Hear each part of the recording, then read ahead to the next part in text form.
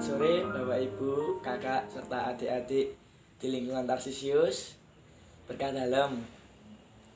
Pada kesempatan hari ini saya akan membacakan pendalaman iman minggu keempat. Sebelumnya mari kita buka dengan tanda kemenangan. Dalam nama Bapa, Putra, dan Roh Kudus. Amin. Allah Bapa sumber kehidupan, kasih dan keadilan-Mu menaungi kami. Bimbinglah hati dan budi kami agar senantiasa terarah kepadamu dan berjalan dalam terang hukum-hukum-Mu.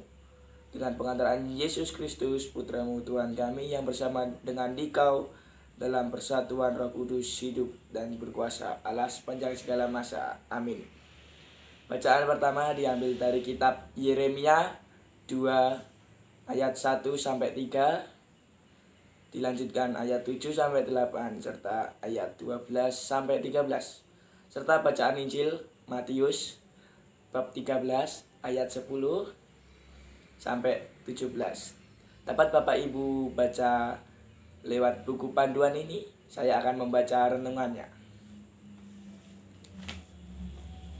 Perumpamaan adalah cara untuk mengajarkan perkara-perkara rohani atau surgawi dengan bahasa manusiawi dan yang terjadi dalam hidup sehari-hari seperti penabur lalang dan gandum, biji sesawi, ragi, anak yang hilang, domba yang hilang, dan seterusnya. Yesus menggunakan perumpamaan agar hal-hal mengenai Allah dapat diungkapkan lebih sederhana dan mudah bagi mereka yang masa bodoh tidak mau tahu. Dengan demikian, warta gembira menjadi batu kehidupan bagi mereka yang mau mengerti, menampakkan sisi gelap bagi orang Mesir yang tidak mau tahu, dan membuat mereka bingung, namun menjadi terang bagi Israel yang mencari Allah. Murid-murid Yesus bisa mengetahui rahasia kerajaan surga, tetapi orang banyak perlu cara lain. Karena meskipun melihat, mereka tidak menganggap, tidak tahu menggunakan pengetahuan itu. Warta kerajaan Allah adalah inisiatif Allah dan harus ditanggapi dengan iman. Orang yang ingin mencari Allah akan berproses lebih lanjut, seperti bertanya, mencari, beroleh bimbingan, dan mengimani Allah. Orang yang masa bodoh akan menutupi diri, malas, dan tidak beroleh kesembuhan. Ayat 14-15. Para murid dan mereka yang ingin mencari Allah menanggapi perumpamaan Yesus dengan bertanya. Mereka memasuki langkah lanjutannya ini terbuka. Berlanjut pada permunian, pemantapan, pertobatan. Sedangkan orang yang masa bodoh tidak berkembang dalam beriman.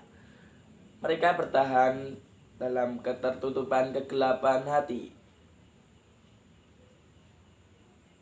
Contohnya bangsa Israel yang murtad kepada Allah. Bagaimana dengan kita? Kita memilih bersikap responsif dan mencari Allah dalam hidup kita, atau bersikap masa bodoh yang mengikuti apa yang tidak berguna. Memilih bersikap bodoh adalah tertutup, mencari diri sendiri, mengalami kebutaan rohani. Memilih bersikap responsif adalah bertumbuh, berakar, berbuah dalam kebaikan. Yesus juga selalu berbuat baik dimanapun, kapanpun, dan terhadap siapapun dan apapun, berkah dalam. Marilah kita berdoa, doa penutup.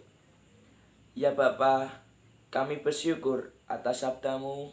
Semoga hidup kami meneladani Dia, agar cahaya-Mu makin bersinar di tengah dunia, sampai kami Kau perkenankan memandang kemuliaan-Mu di surga dengan pengantaran Yesus Kristus Tuhan kami. Amin. Dalam nama Bapa, Putra, dan Roh Kudus. Amin. Mari Bapak Ibu, setelah kita melihat video ini, kita bersama-sama sharing dan bertukar pengalaman.